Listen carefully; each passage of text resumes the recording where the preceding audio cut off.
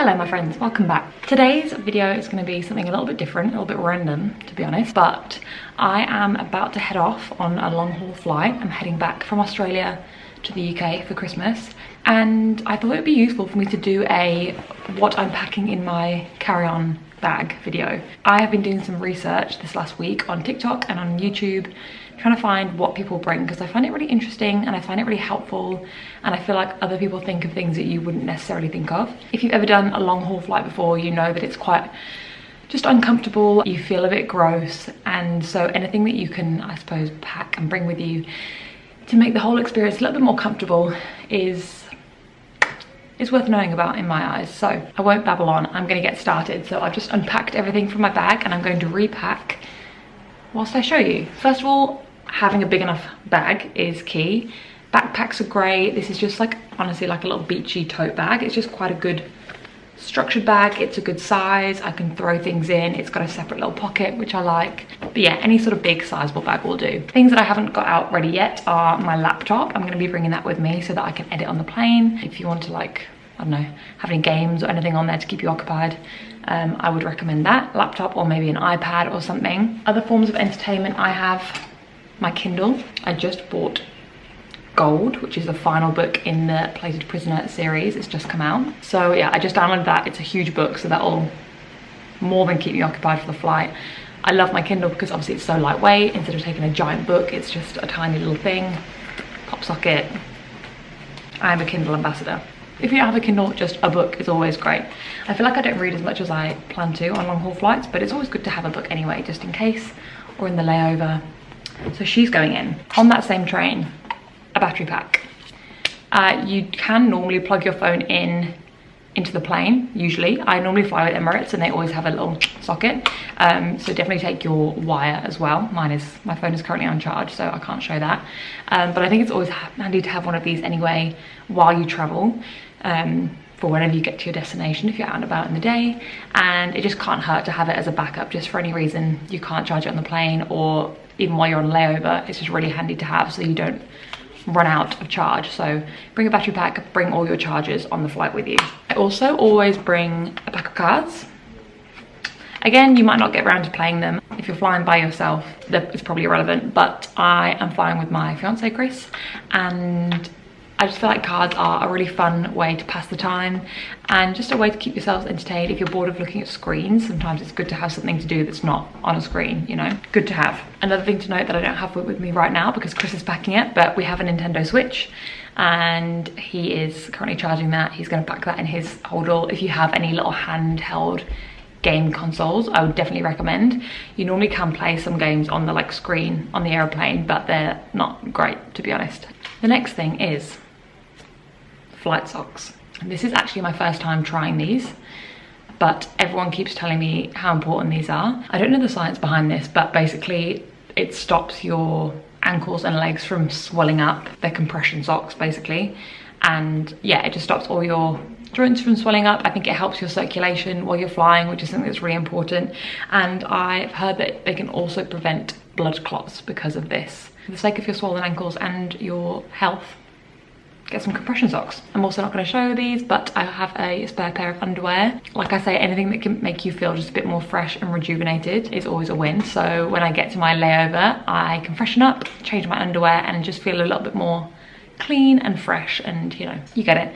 Obviously, if you also want to bring some spare clothes as well, I've seen people do this. If you're taking like a little suitcase carry-on, that could be nice.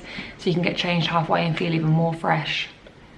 Up to you. For me, underwear's enough. On to the more toiletry health related things. Tissues. Oh my gosh, 100% take tissues. If you have a runny nose like I do because I have hay fever, if you get a nosebleed, if you make a mess, whatever, it's just always good to have tissues. Never leave the house without tissues, never get on a plane without tissues. Wet wipes is also a good one, or like antibacterial wipes. I personally have just makeup wipes, again, just so you can kind of freshen yourself up. I like to give myself a bit of a festival shower in the layover, you know, clean up the pits, freshen up, wipe your face. Like a cold, clean cloth on your face is just a great feeling after being on a plane for 14 hours. Cheap face wipes or baby wipes, anything like that is nice. This is my little pack of toiletries and bits and bobs. good to just have a clear toiletry case if you can get one. Some places, I don't know if going out of Australia they tell you have to do this, but I know leaving the UK you have to have a clear case for your toiletries. So just be aware of that if that's a thing wherever you're traveling. But yeah, just something like this that keeps everything together, because you don't want all these little bits and bobs just floating around the bottom of your bag and then you're trying to dig around and find everything. So pop everything in a case. In here I have face masks, because your skin gets very dehydrated when you're on an airplane. So anything you can do to hydrate yourself and your skin is key. So face masks, I have little under eye patches as well, a couple of those. I have my face moisturizer, I have a hand cream, and I have a lip balm. And I have a tiny SPF, which I don't know if I'll be using at any point, but I thought, can't hurt. I also have a little toothpaste and a toothbrush and my deodorant, a roll-on. So they're all my kind of toiletry things to help me feel fresh and put together. Everything to hydrate me and to hydrate my skin. Other little things I have are paracetamol, just in case you get a headache or you feel sick, or I don't know, you get cramps or anything. I also have another few little healthy bits. So I have Imodium. You never know. I saw someone in another video say about taking Hydrolyte with you, because again, you get really dehydrated. So drinking these every so often to just keep your electrolyte levels up and to keep you really hydrated is apparently key. So I have a few of those little sachets. And then I also have just a couple of plasters or band-aids, depending on where you're from, just in case I cut myself. Who knows? Gum, just in case you can't get to brush your teeth and you just want a little mouth refresh. Always good. And then finally, final two things, hand sanitizer, speaks for itself, you're touching a lot of random things, and earplugs. I don't know if I'll actually use these are like the little squishy ones that go in your ears, but I just feel like it's something that's better to have and not need than need and not have, you know? If you're with a crying child on the flight, get these bad boys in. So that sounds like quite a lot of things, but they all fit in this tiny little bag. And then on to kind of the more random things, but necessities. This eye mask. I just bought this off Amazon and it is amazing. It looks so extra, and it is, but basically it opens up like this and then you wrap it around your whole head so it covers your eyes and your ears, which is such a great idea. And it's also just really soft and comfortable and like padded. Wow, incredible. I feel like I'm in a little cocoon, and because it's so big, you like really can't see out of it.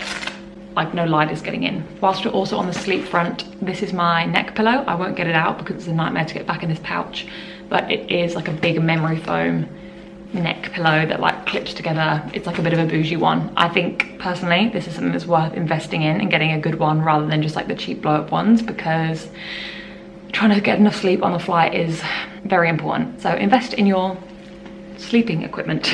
They do normally give you like a pillow and a blanket on the plane as well, but I like to have that plain pillow in my lower back for some back support because I'm old, and then this on my neck. Other necessities, take your passport. It's a good idea. And also obviously any other documentation you need. I've got all my boarding passes on my phone in my wallet, but if you have printed boarding passes, if you need like a visa or any sort of documentation for the country you're going to, make sure you have checked and have all that with you. It's going in my little pocket so that it's on hand. My purse with my monies and my cards, a hairbrush.